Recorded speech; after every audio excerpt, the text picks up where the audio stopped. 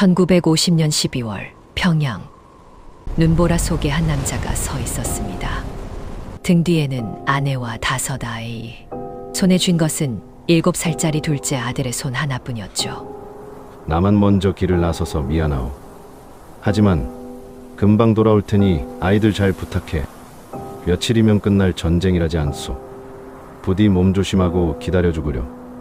아내가 고개를 끄덕였습니다. 그날 밤 본 아내의 얼굴이 그의 평생에 남은 마지막 모습이 되었습니다. 45년 동안 단 한 번도 되찾지 못했습니다. 그런데 이 남자는 무너지지 않았습니다. 대신 평생을 남의 가족을 살리는 데 바칩니다.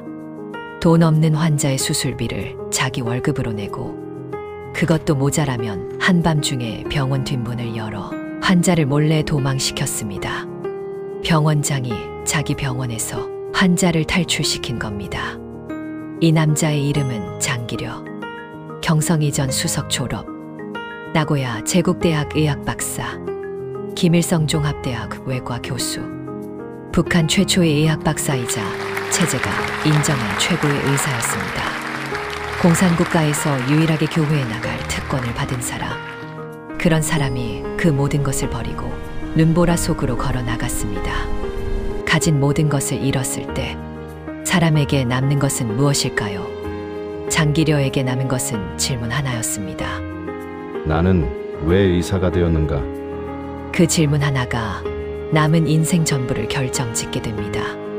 그리고 그 대답은 우리 모두의 삶을 바꿔 놓았습니다. 지금 여러분이 병원에서 건강보험증을 내밀 수 있는 것, 그 시작을 만든 사람입니다. 오늘의 선악록 주인공은 한국의 슈바이처 장기려 박사입니다.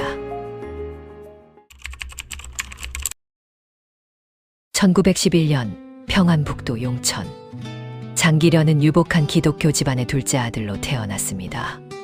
할머니는 독실한 기독교인이었고, 어린 장기려는 매일 밤 할머니 무릎 위에서 성경 이야기를 들으며 잠들었죠. 사람이 온 천하를 얻고도 제 목숨을 잃으며 무슨 소용이 있겠느냐. 할머니가 가장 자주 읊조리던 구절이었습니다. 어린 시절의 장기려는 특별하지 않았습니다. 오히려 남들보다 마음이 여리고 몸이 약했던 아이였죠. 경성이전 진학도 아버지의 권유였습니다. 그런데 경성이전에서 장기려는 달라집니다. 조선인 학생이 수석을 놓치지 않았고, 졸업식 날 백인재 교수가 그를 불렀습니다. 혹시 백병원이라고 들어보셨습니까? 서울, 부산, 일산에 있는 그 인제대학교 백병원, 바로 이 백인재 교수가 세운 병원입니다. 그 백병원의 창립자가 수석 졸업생의 손을 직접 잡고 말했습니다. 자네 손은 사람을 살리는 손이야. 그 한마디가 장기려의 인생을 바꾸었습니다. 스승 백인재는 장기려를 후계자로 결정하고 대전 도립병원 외과장 자리를 마련해 줍니다. 당시 조선인 의사로서는 꿈조차 꾸기 힘든 파격적인 자리였습니다. 그런데 장기려는 거절합니다. 선생님, 저는 조선 사람을 많이 돌볼 수 있는 곳으로 가겠습니다. 장기려가 택한 곳은 평양의 연합기독병원, 가난한 조선인들을 위한 병원이었습니다. 더 높은 곳 대신 더 낮은 곳을 선택한 것이죠. 이 선택이 이후 그의 모든 결정의 원형이 됩니다. 평양에서 장기려는 연구와 진료에 몰두했고, 1943년 한국 최초로 간암 환자의 간에서 암덩어리를 떼어내는 수술에 성공합니다. 해방 후에는 평양이대 교수가 되었고, 아내와의 사이에 5 자녀를 두었습니다. 모든 것이 순조로웠죠. 그러나 1950년 6월 전쟁이 터졌습니다. 장기려는 남쪽을 택했습니다. 며칠이면 돌아온다. 차남 가영의 손만 잡고 눈보라 속으로 걸어 나갔습니다. 며칠은 끝나지 않았습니다. 45년이 지나도록 부산에 도착한 장기려에게 남은 것은 아무것도 없었습니다. 북에서 우대받았다는 이유로 방첩부대에 끌려가 문초를 받기까지 했죠. 미국인 선교사가 신분을 보증해 주지 않았다면 그의 운명은 달라졌을 겁니다. 그런데 장기련은 무너지지 않았습니다. 1951년 1월 부산 영도의 산비탈에 천막 하나를 쳤습니다. 천막 안에 수술대를 놓았습니다. 이것이 복음병원의 시작이었습니다. 돈도 약도 부족했습니다. 장기련은 자기 피를 환자에게 직접 수혈하면서까지 수술을 계속했습니다. 가족을 잃은 고통을 다른 사람의 가족을 살리는 것으로 견뎌낸 겁니다. 복음병원은 커져갔고 장기련은 25년간 원장직을 수행합니다. 월급은 가난한 환자의 수술비로 써버렸고 그것도 모자라면 밤에 병실로 내려가 작은 목소리로 말했습니다. 오늘 밤 뒷문을 열어놓겠으니 조용히 나가시오. 다음 날 아침 직원이 보고합니다. 원장님, 106호 환자가 간밤에 사라졌습니다. 장기련은 겸연쩍게 웃으며 대답했죠. 내가 도망치라고 문을 열어주었소. 다 나은 환자를 병원비 때문에 묶어두는 건 옳지 않잖소. 1959년 간 대량절제 수술에 성공합니다.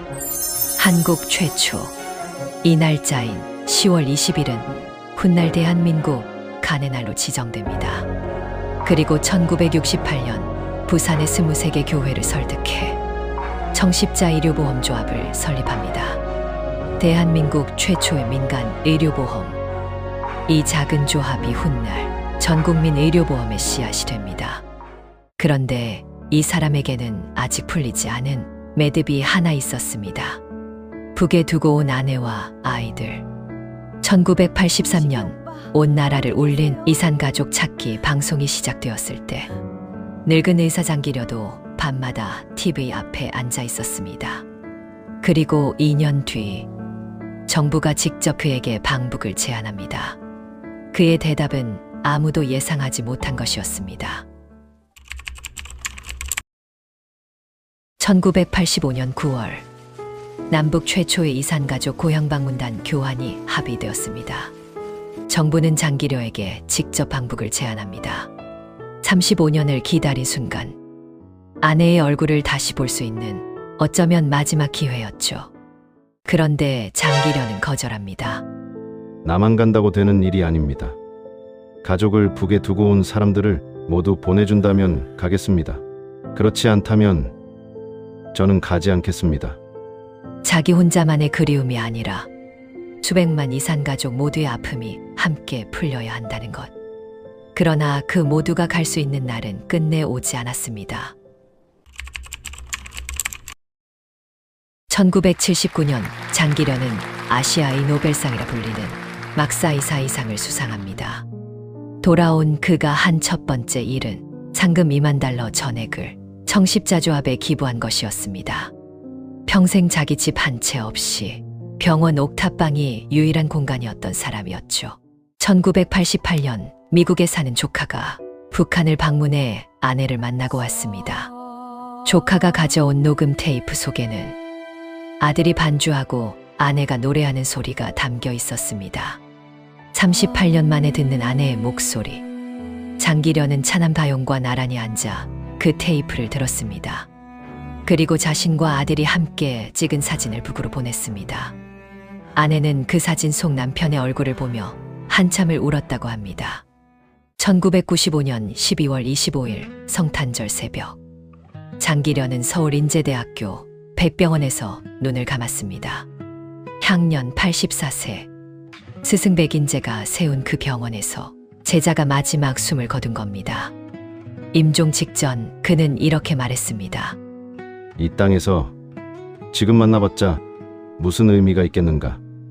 그렇게 짧게 만나느니 차라리 하늘나라에서 영원히 만나야지. 장기려의 삶 앞에서 하나의 질문이 남습니다. 사람은 모든 것을 잃었을 때 정말로 더 많이 줄 수 있게 되는 걸까요? 아내를 잃고 아이들을 잃고 지위를 잃고 가진 것이 아무것도 없어졌을 때 그 빈자리가 오히려 다른 사람을 채워주는 공간이 된 걸까요? 아니면 반대로 장기려는 너무 아팠기 때문에 남의 아픔을 외면하는 것이 불가능했던 걸까요? 베푸는 것이 아니라 그렇게 하지 않으면 자신이 무너질 것 같았기 때문에 붙잡은 것일까요? 사람들은 그를 성자라 부르지만 어쩌면 그는 그리움을 견디기 위해 가장 치열하게 사랑을 실천했던 한 남자였을지도 모릅니다. 1995년 성탄절 새벽, 장기려의 심장이 멈추었을 때 그의 옥탑방에는 값비싼 것이 아무것도 없었습니다. 오래된 성경책 한 권과 북에서 온 녹음 테이프 하나, 그것이 전부였습니다. 그러나 그가 남기고 간 것은 한 나라의 의료 제도와 수천 명의 생명과 사람은 저렇게도 살 수 있구나라는 하나의 증거였습니다. 오늘의 선악록이었습니다. 오늘 장기려 박사의 이야기를 보면서 문득 이런 생각이 들었습니다. 우리는 삶에서 무언가를 잃었을 때 어떤 방향으로 걸어가고 있을까요? 혹시 여러분도 힘든 순간에 오히려 누군가를 도우면서 버텨낸 경험이 있으신가요? 반대로 나도 모르게 움츠러들었던 순간도 있으실 겁니다. 어느 쪽이든 괜찮습니다. 여러분의 이야기를 댓글로 나눠주시면 감사하겠습니다. 구독과 좋아요는 다음 이야기를 만드는 힘이 됩니다. 선과 악, 그 경계의 이야기는 계속됩니다. 다음 선악록에서 만나겠습니다.